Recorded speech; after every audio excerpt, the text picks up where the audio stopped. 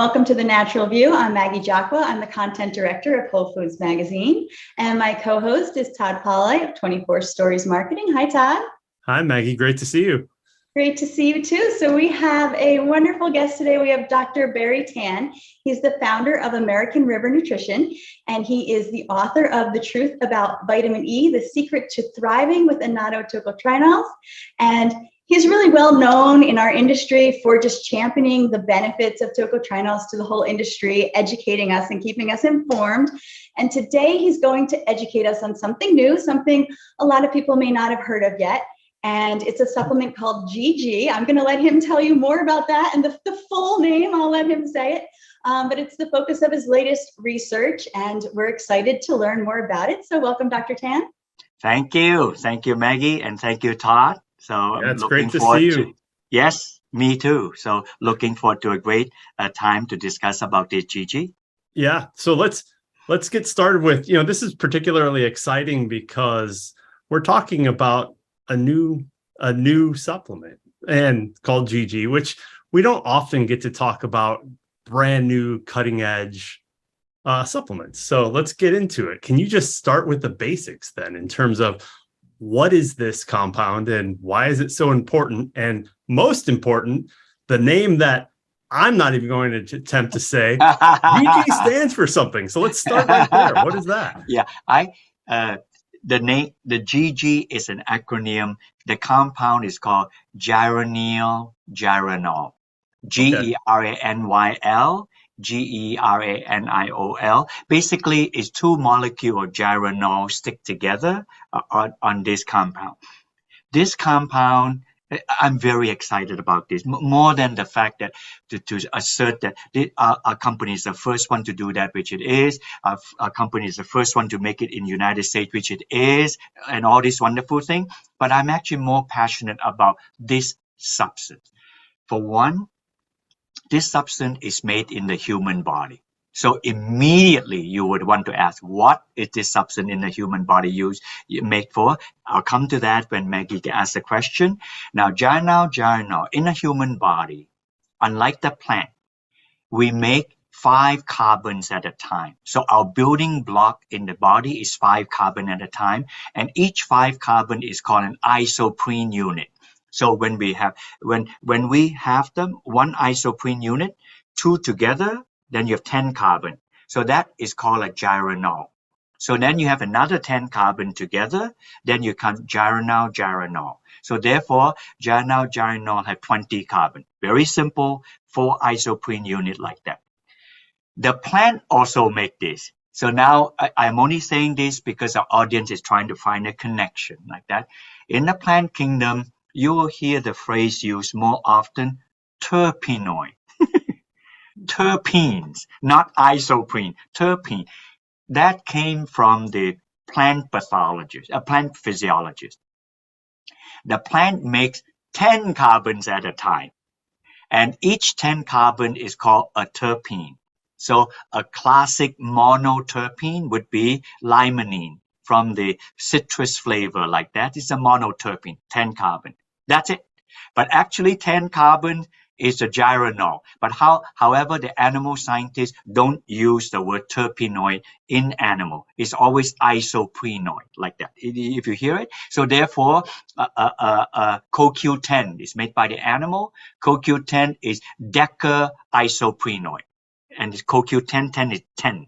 10 is 10 isoprene unit, like this, And menaquinone 4, menaquinone 7 is 4 and 7 isoprenoid, containing 5 carbon. But if it is from a plant, we use a terpenoid, which is 10 carbon. That's it. So probably a useless education, but I wanted to let you know so that is, anyway, that is GG. And this compound, our body, it had been making since the eons of time when animal first roamed that. But we never talked about that.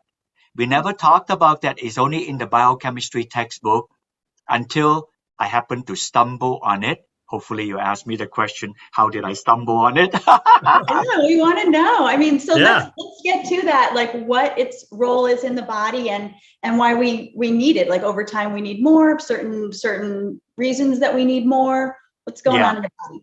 All right. How about the discovery first? And it was 1994. It was a famous ophthalmologist at Harvard. Her name was Johanna Seedon. And this time, very few people know about lutein and zeaxanthin and macular degeneration. Now it's like, of course, like that. But in 1994, there's no of course. She discovered that in the retina, right on the fovea, the highest pixelation when the light comes through, like I'm looking at you, I see your face clearly. And then there have the highest concentration of zeaxanthin. And as it flanked out of the retina, it had a lot of lutein. So if you integrate all the area, you'll find that on average, you'll be 5 times more lutein and approximately 1 time zeaxanthin. That was it. And then that was lutein and zeaxanthin that can filter the blue light. Now people talk like, of course, this is known forever. This is not known forever. And there's a reason why many things are discovered at Stanford and Harvard. You know, that they have unusual tools to study whatever. So a few years later, I thought, at the time I was already in tocotrienol. This is a true story. I just thought that, you know, in South America, that giant marigold, I believe that those are lutein on the petal. I think I can extract that thing. And then this will help people to filter out the blue light. The next thing, I was on a plane and I went to Peru. I did find the giant marigold. That was it. Remember, that was the reason why I went to South America. The giant marigold. And fate has it, literally 30 feet away from me, I saw this plant. Remember, lutein and zeaxanthin are carotene. And I instantly noticed annatto. That color is also a carotene. It stains your hand. See here? I did it deliberately like that. If you look carefully at this fruit, it doesn't have a flesh. Just think of any fruit that you eat. It must have a flesh. You know, papaya, orange, pear has a flesh, but these have no flesh. The where the flesh is actually air. It's got the seed and then the pod like that. I knew that was carotene, and I have been a carotenoid expert, lutein, zeaxanthin, before I became a tocotrienol expert. I was thinking, oh, what? You know, carotene is usually contained inside the cell. If you cut carrot, you cook them, and the beta carotene don't easily get destroyed. You cut your tomato, the lycopene don't easily get destroyed. You have to, then I said, how come this one is not inside the cell? You can stain it. The British call this the lipstick plant for obvious reason in the 1600 like that. So I decided that, hey, they are not contained in the cytoplasm to be protected. They are not even like the astaxanthin in lobster. The moment you cook them, they turn red color. Otherwise, it's yucky green and blue. So they are bound to protein. And when they deproteinate, then the color shows. But this is different. Luckily, I have that intuitive scientific background. And this thing stayed in my hand. Then I thought, there must be a chemical antioxidant that protect the carotene that is so labile and unstable from degradation. And I was guessing it would probably be a polyphenol like resveratrol, quercetin, all these wonderful antioxidants. Surprisingly, it was not. I was disappointed. Then I said, what is it? Then, more surprisingly, I found that it was a vitamin E tocotrienol. And most surprisingly, it contained only the 2-tocotrienol without any tocopherol. That was it. So my life career was totally arrested. Then I discovered. So I came home. Of course, I love my finding from the marigold. I forgot about it. There was a reason when I went, but I was very grateful that led me to this. So I extracted it. I was able to get the tocotrienol out, but I always have some yellow color, something left behind. And then when I looked at it, I said, what is this oily material?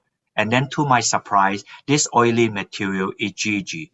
You know, in life, this one, I wanted to say, I'm not doing this because I have a halo over my head or something. I just wanted, there are 50 million chemicals on Earth. The better ones are found in Amazonia. And this is truly an Amazonian plant. see that the frog is in there, and the frog is only about a penny shape. They are discovered from Amazonia. Of the 50 million, you are lucky if you're not bitten to death by mosquito or eaten by some snake like that when you're doing this. I was not even in the depth of Amazonia. I was only at the beginning of Amazonia in Ecuador and Peru. On that, the most of deep Amazonia is in Brazil. On the like that, then I found this plant. It would have been amazing discovery. I discovered gold, so to speak, which is a tocotrienol. But who would have guessed after I extracted the gold and then there's silver to be discovered called GG. This is not, I purposely describe like that. This part is not scientific. I'm just given a gift to do this. And now after 20 years, the FDA allowed me to have grass. We are the first tiny company who extract this, and you have all this good. I'm dying to tell you what this compound is doing in the body. So can I now tell you why? Yeah, why let's get into what the research says. Okay. One quick aside, some other time we're going to have a whole discussion on you in terms of being the Indiana Jones of compounds, because I would love to listen to these adventures all day. They're fascinating. However, since we have limited time, dive right in. In the human body, I first knew that GG is required for the synthesis in the human body for all skeletal muscle protein synthesis. So it's skeletal, not all protein, but skeletal muscle. So it's neat for skeletal muscle, which means about 40% weight of a person is skeletal muscle. So if you bring it to the end, think of a person who is 40, 50, 60, and 70 years old. They lose about 1% body mass, which is related to muscle. Unfortunately, there's mass. If they gain weight in the fat, this and that, so it look like the weight stay the same, but loss of muscle mass is a serious thing. It is because as we age, we don't have enough GG that we make to make it. Another one that I know, if GG is required for the synthesis, and our industry people will know it, on CoQ10.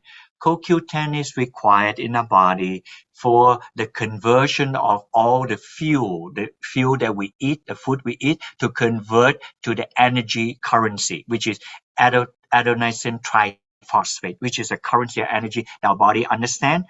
Our body uses GG for the synthesis of CoQ10. We are not talking about supplemental CoQ10. So now you wonder, CoQ10 sometimes is called ubiquinone. Is ubiquitous.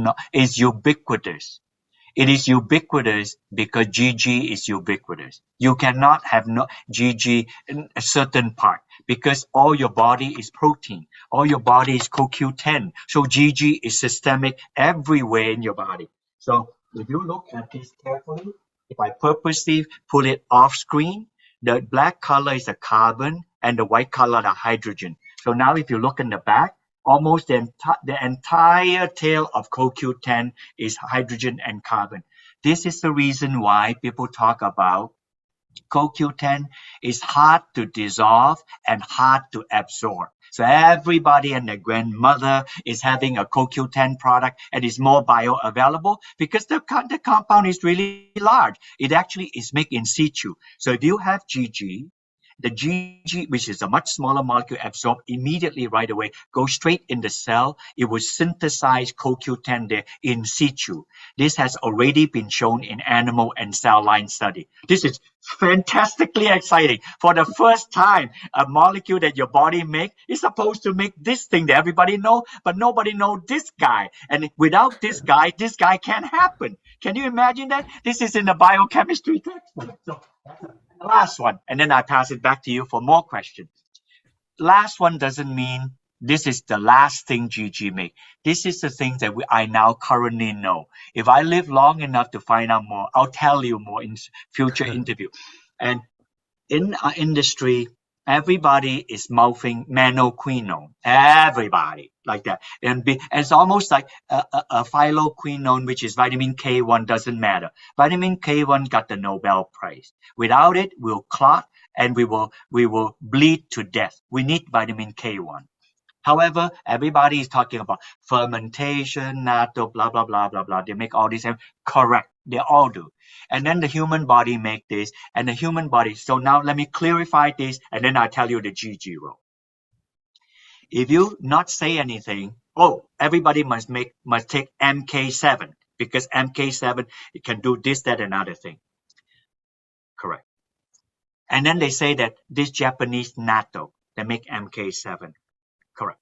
And in the human body, it make MK7. Not correct. MK7 is made by the gut bacteria in the gut. And the long menoquinone, like the CoQ10 long tail, like that, MK7, 9, 13. But when you make in the gut, they're not absorbed. Now, one statement, that it seldom make MK4 or none at all. The second one will surprise you, and it should not surprise you. Inside the human body, I consider the mouth to the anus not part of the human body. Had to absorb first. Inside the human body have only one biochemical language. It only make one menoquinone, one, numero uno, and that is MK4. This, just let it sink in. Your body make MK4 and nothing else. And you know how it make MK4? This would be, let's say this is a head, right? And then this is a tail. No, doesn't work that way. This is a head and this is a tail. This is vitamin K1.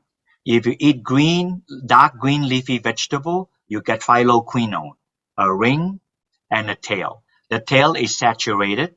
That's your vitamin K1. Your body only absorbs a fixed amount of vitamin K1 so that to protect the cells and tear in your body. Nobody have asked the question. If you were to be a vegan, you eat a lot of kale, and everybody's in love with kale now. You eat a lot of kale, you will literally clot to death because you'll consume way too much vitamin K1. But our friendly vegan do not clot to death. So nobody's asking the proper question. They don't clot to death because only a fixed amount of vitamin K1 absorbed. All the other vitamin K1, they cut off the tail, saturated tail, this ring here. See, I put this ring here. It goes in. And then it will, rather than K1, it will attach the GG molecule to the ring. Ladies and gentlemen, that is MK4. That's it. I just explained that to you. So our body makes MK4 every day to help you to have no calcification in the artery, strong bones, especially as we grow older, to women after menopause. So everything now that have been ascribed to MK7 truly is biologically happening to your body for MK4, but you must require phylloquinone to begin with from your vegetable and your GG that makes in your body. That's it. If the audience walk away with nothing else, but only of these three things I mentioned about GG, you will learn a lot why you should be taking GG as you grow older. Well, I want to ask a question that Dr. Richard Passwater, who writes Vitamin Connection, which is a column in Whole Foods Magazine, and he interviewed you for our June column. And that was actually Dr. Passwater, who's a dear friend to so many in the industry, and I know you as well. And he passed away earlier this year, but his last interview was with you. A wonderful interview, and you really give a deep dive into this science, but he asked you to share the umbrella term you use to describe GG's many benefits. So kind of the overall arching, encapsulating it. And I would love to discuss that here. I think that was a great point that you both discussed in that interview. Yes, what's the umbrella term that you use to describe all the benefits? And you were talking about statins. You brought up statins. Oh, yes. You have to give me some guides, otherwise I forget. The reason I was driven to this is because many, probably next to Tylenol, the most commonly used drug is statin. And statin initially and primarily was used to control the synthesis of cholesterol in the body so we won't have arteriosclerosis. Many people take it. But since then, there are repurposed use of statin. If you look at American Diabetes Association, all diabetics should be taking statin. And then if you look at COVID now, of all the small molecule discovered, it is no question statin is head and shoulder above all the other small molecules that can block the entry of the COVID virus in. So this statin will have many other pleiotropic use in time. But for now, it is for lowering cholesterol. And after 35 years of usage in America, it is a successful drug in the way that it controls arteriosclerosis. Okay.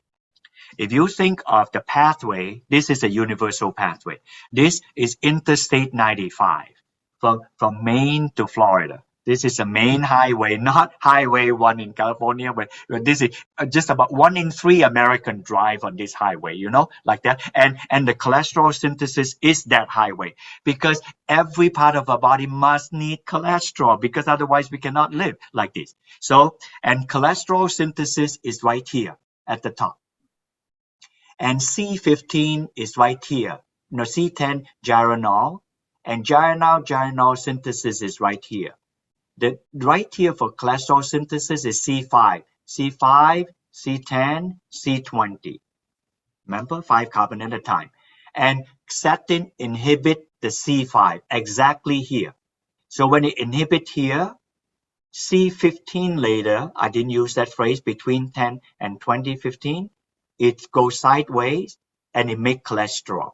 So if you inhibit here C5, C15 sideways, it lower cholesterol. That means that statin is a very powerful drug. It inhibits at C5 and 15, and people usually drop cholesterol about 30 to 50%. Very dramatic. However, now back to this again. If you inhibit at C5 and cholesterol synthesis at C15, and C20 is here, it is obligatory. If you inhibit cholesterol at C15, then C20 and C15 and C30 will automatically be inhibited. You cannot control it because they're on the same highway. C20 here. Then why do I mention that? People who take statin drug, the doctor always asks, do you have any muscle problem? Notice that?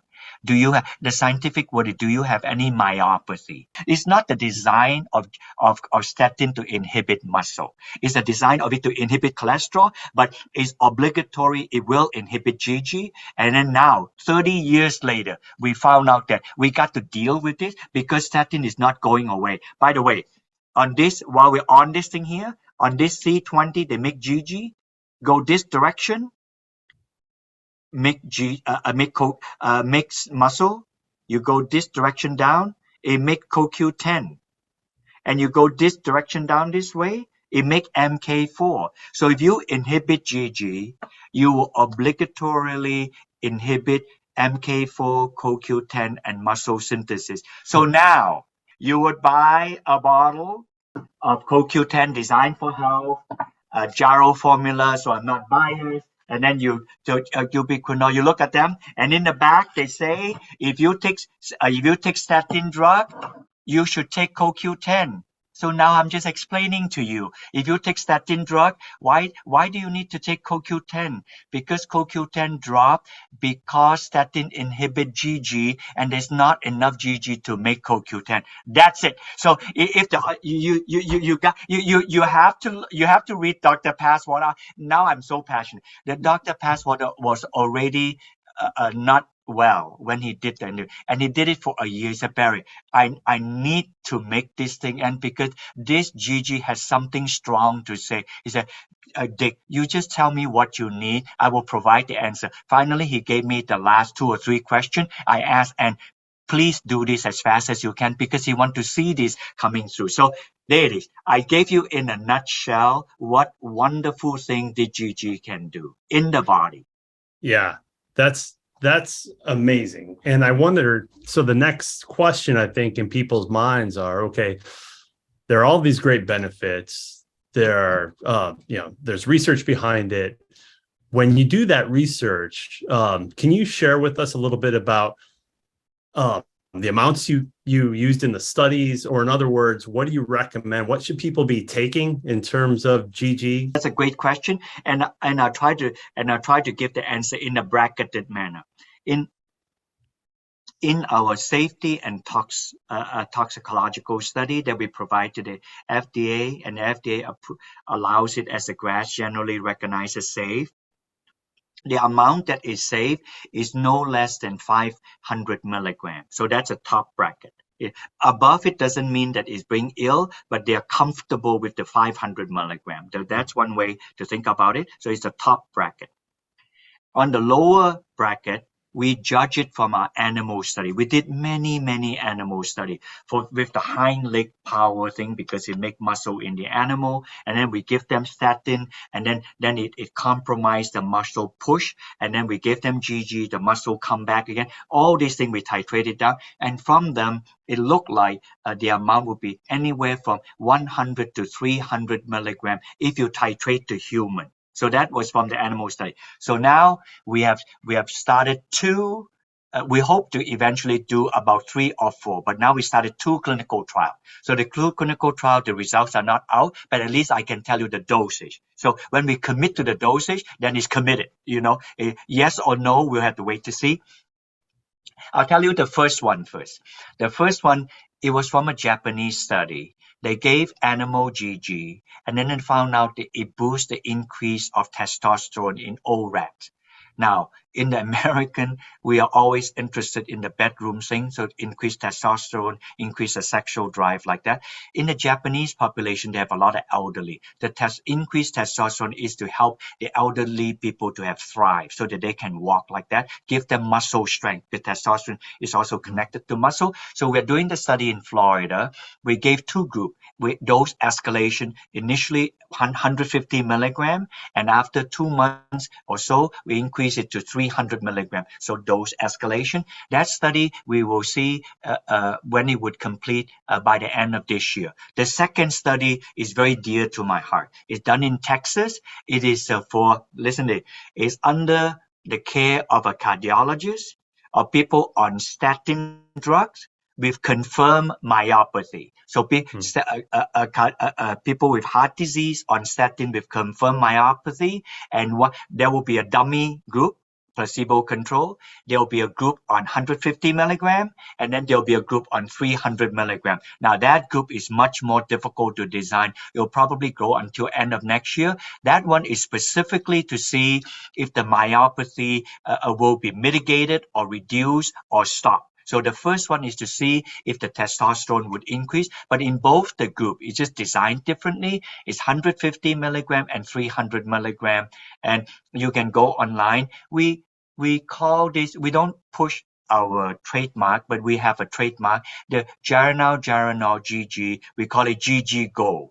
Blessed by Tocotrienols, we call Delta Gold, we call GG Gold. So if you look, make sure that on the back it say that it's from GG, that is made by us. And when we make this, and this is a real blessing, it came directly from my wife. When I first discovered this about 25 years ago, she said, Barrie, you've been gifted to discover this. Can you please use a way to extract this that is safest and the cleanest and the physical? Then I said, well, sweetheart, that's a tall order. I have to figure out how to extract it without using any chemical. I actually did. I used a completely physical process with no chemical, no solvent, no nothing. So our facility is squeaky clean like that. So, and then Todd, you came here. I don't know if you walk you around or something like that. I saw like it. that? Yeah, like that. So it's there true. You have, so it's very so clean. So if I have a soft gel, I will show you. It's a very light orange, sometimes yellowish color. You can get it online. Design for Health sell them, the company. If you go to our website, it'll tell company you have, but probably Amazon and other companies sell them because we are B2B, we don't make finished product. So to answer your question, 150 to 300 milligrams per day. Great. And as you mentioned, so the natural products retailers who might be watching, they can go to the American River Nutrition site and they can find out what brands offer it. Yeah, and then for information, you can read Dr. Passwater. I hope that you can access it from Whole Food. We have some white paper we wrote, tend to be more technically oriented. So if you were to be a company interested to consider this product, maybe to add on with CoQ10, or maybe to add on with your muscle product or whatever, you can download papers that we have. I do want to make mention one thing. I don't know the time thing. We have a product we call duoquinol. So it's intentional like that. It is a ubiquinol that we make ourselves. We're very proud of that. We purposely make this ubiquinol. We add it with GG because I don't know yet. I know that in animal study, when we give the animal GG, CoQ10 is synthesized. We're not yet showing if human will be able to make CoQ10. In our myopathy study, we're measuring that talk. If it is, that will be stunning because it'll be the first time ever we are inducing a human body to make CoQ10. It's going to be, but we don't have that. But in animal study, we got it. So until we got it, we are having a product now called duoquinol with GG and ubiquinol together to make the CoQ10 most bio available to the human body, and GG would help that. So that also, you can go to the website, you can download all the white paper we have on that.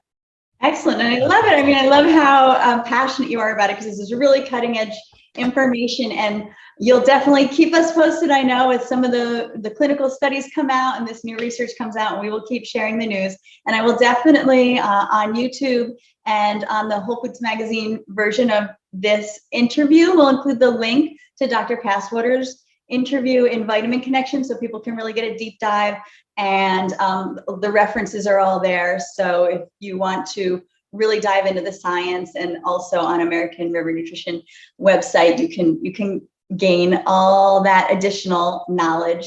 So thank you so much for filling us in on all this information. It's amazing, very exciting. Yeah, well, thank you, Maggie, and thank you, Todd. Hopefully, I'll run Thanks. you two in future shows. We can say hello, and thank you to the audience. Hopefully, you find this information useful for your health and for those whom you love.